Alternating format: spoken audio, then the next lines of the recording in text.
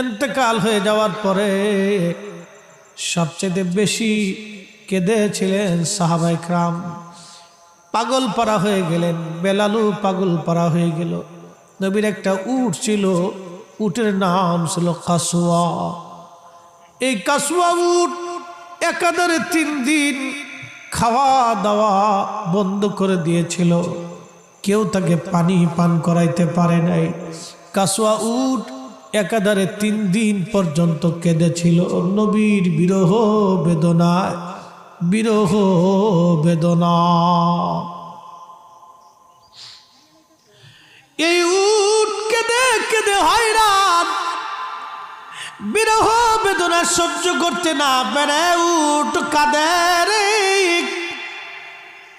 কাঁদে উট কাঁদে, বিরহ বেদনা সহ্য করতে না পেরে